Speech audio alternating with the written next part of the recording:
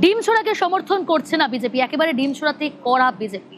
কিন্তু মালবাজারের একটা ছবি দেখাবো আপনাদের, সেখানে তৃণমূল পঞ্চায়েত প্রধানকে ডিম, কি কারণে ডিম ছোড়া হলো, কি অভিযোগ তৃণমূল পঞ্চায়েত প্রধানের বিরুদ্ধে জানবো। তবে যে ছবি আপনারা দেখছেন মালবাজারের ছবি, রকি রয়েছে আমার সঙ্গে।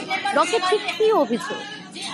দেখো, বিজেপি কর্মী সমর্থকদের অন্নপূর্ণা ভান্ডারের ফর্ম আটকে রাখার অভিযোগ এবং কুমলাই গ্রাম পঞ্চায়েতের রীতিমতো বিক্ষোভ দেখালেন গ্রামের বাসিন্দারা। অভিযোগ হয়েছে মালবাজার মহকুমার অন্তর্গত কুমলাই গ্রাম পঞ্চায়েতের প্রধান, সেখানে কিন্তু তারা অন্নপূর্ণা ফর্ম যেগুলো রয়েছে সেগুলো কিন্তু আটকে রেখেছে এবং বিডিও অফিসে তা জমা করেনি, যার ফলে সেই গ্রামের বিজেপি কর্মী সমর্থক এবং তাদের পরিবারের সদস্যরা সেই অন্নপূর্ণা ভান্ডারের যে সুবিধা তার থেকে বঞ্চিত রয়েছে বলে অভিযোগ।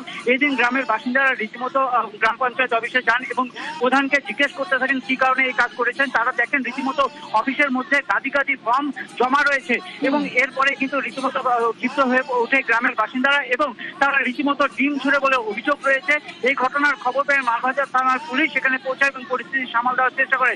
যদিও সাফাই দিয়েছেন প্রধান যে তিনি এই কাজ করেননি, বিডিও অফিসের তরফ থেকে আধিকারিকরাই এই কাজ সামাল দিচ্ছিলেন, এর সাথে তিনি কোনোভাবেই যুক্ত নয়। যদিও গ্রামবাসীর অভিযোগ যে এই ধরনের কাজ দীর্ঘদিন ধরে করে আসছেন এই প্রধান এবং পঞ্চায়েতরা, যার ফলে সমস্যায় পড়তে হয় এই এলাকার গ্রামের বাসিন্দা এবং বিজেপি কর্মী সমর্থকের পরিবারদের। প্রিয়াঙ্কা, বেশ,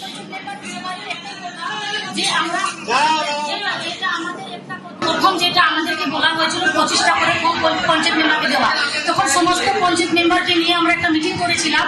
সেখানে আমাদের এলাকাতে যদি 600 মহিলা আছে তাহলে সবার জন্য যদি আমাদের ফর্ম দেওয়া হয় তাহলে আমরা পঞ্চায়েত প্রধান মেম্বার আমরা দায়িত্ব নিব। কিন্তু সেই সময়তে ওইরকম কোনো আমাদেরকে ইনস্ট্রাকশন ছিল না। যদি আমার জিপিতে 5000 মহিলা থাকে তাহলে সেরকম যদি ফর্মের ব্যবস্থা করা হয় তাহলে আমরা দায়িত্ব নিয়ে কাজ করব। সেই সময় ওইরকম ফর্মের কোনো ছিল না, এই জন্য আমরা সেখানে কোনো দায়িত্ব পালন করলাম না।